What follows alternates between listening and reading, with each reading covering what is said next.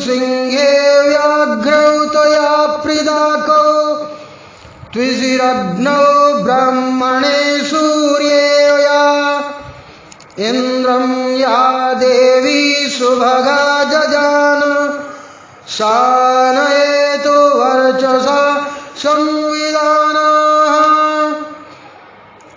मनुष्य संसार के सब बलवान और तेजस्वी पदार्थों में संयम करके ऐश्वर्य और पराक्रम प्राप्त करे।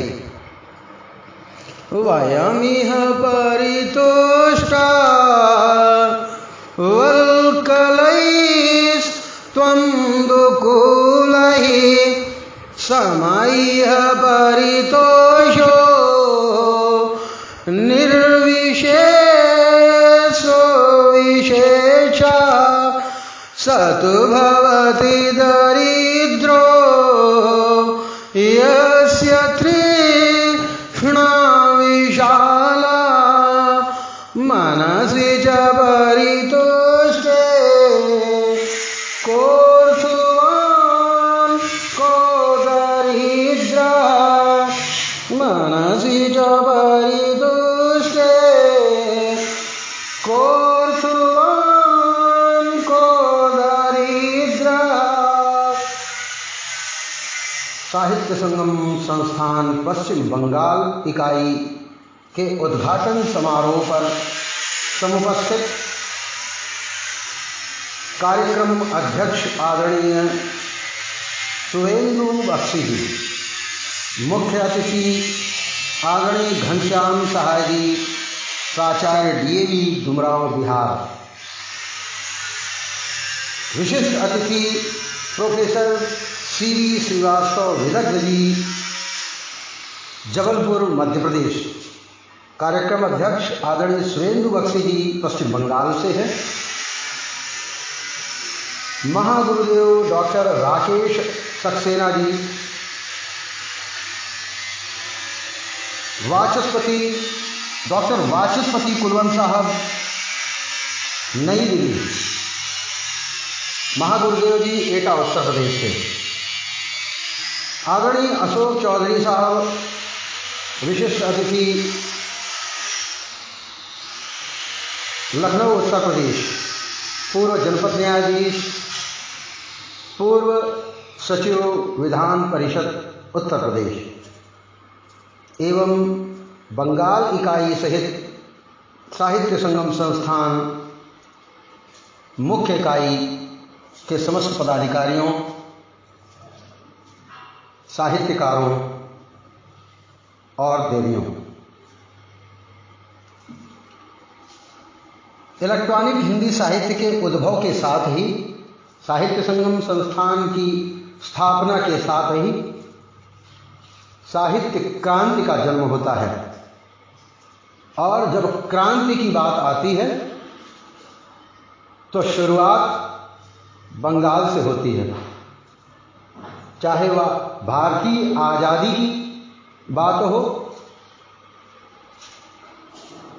या फिर साहित्य की बात हो। भारतीय स्वतंत्रता संग्राम में भी सबसे पहले खुदीराम बोस को जाना जाता है क्रांति के लिए। और हमारे पत्रकारिता में, हिंदी पत्रकारिता में सबसे पहली पत्रिका उदंड मार्तंड, जो कि बंगाल से ही पंडित जुगल किशोर शुक्ल जी ने शुरू की थी 28 मई या फरवरी 1928, 30 मई 1928 ऐसा कुछ है उसकी तिथि। एक बार मैं विस्मित हो रहा हूं, देखना पड़ेगा। परंतु क्रांति की बात जब भी होती है तो बंगाल सदैव आगे रहा है। संस्थान 4 वर्षों से, 4.5 वर्षों से साहित्य के क्षेत्र में प्रयासरत है। अब साहित्य में क्रांति की आवश्यकता है, साहित्य क्रांति की आवश्यकता है। बंगाल इकाई का उद्घाटन आज हो रहा है और इसके साथ ही साहित्य में क्रांति का जन्म होगा। राष्ट्रीय स्वयंसेवक संघ के पदाधिकारी का आज के कार्यक्रम अध्यक्ष आदरणीय सुवेंदु बख्शी जी का इस आयोजन में पदार्पण, उनका आशीर्वाद, आदरणीय ज्योतिष्का सरकार साहब का संबोधन और उपस्थिति साहित्य क्रांति को संवर्धित और नई ऊर्जा प्रदान करेगी।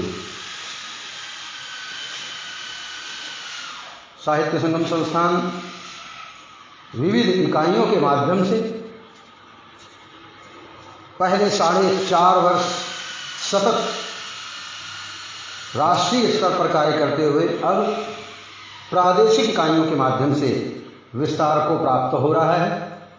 प्रादेशिक इकाइयों के बाद जिला इकाइयों के गठन की जिम्मेदारी और दायित्व, जिस तरीके से नैतिक दायित्व मैंने प्रदेश इकाइयों के 5 वर्ष में प्रदेश इकाइयों की स्थापना कर लिया था और मेरे 5 वर्ष पूरे होने में अभी 4-5 महीने शेष हैं।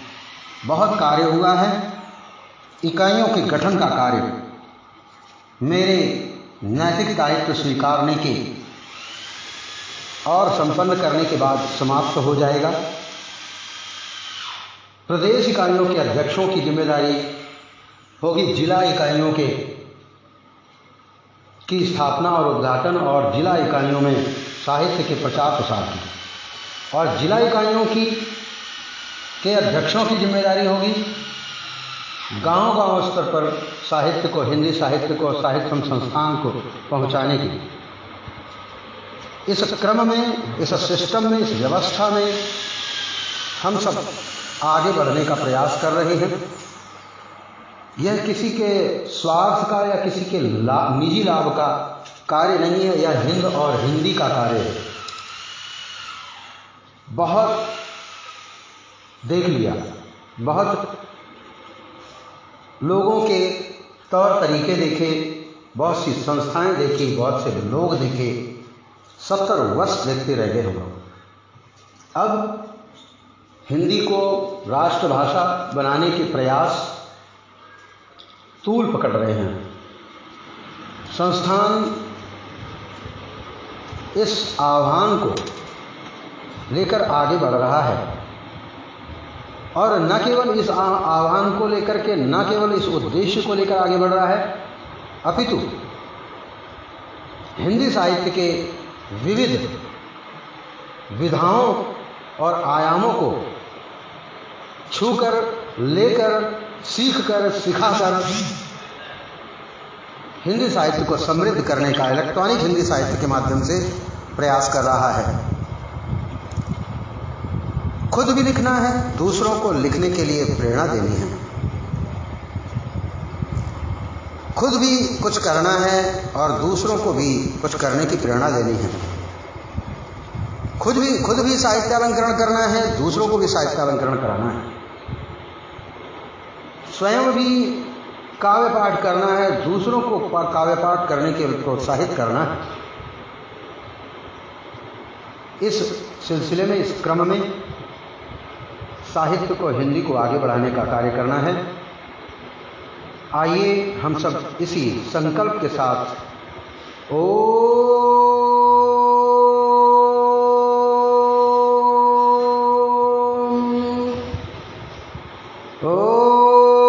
अग्निव्रतपते व्रतं चरिष्यामि तच्छकेयं तन्मे राज्यताम् इदमहम् अन्वितात् सत्यमुपैमि। मंत्र बोलकर आज यह संकल्प लें, यह प्रतिज्ञा करें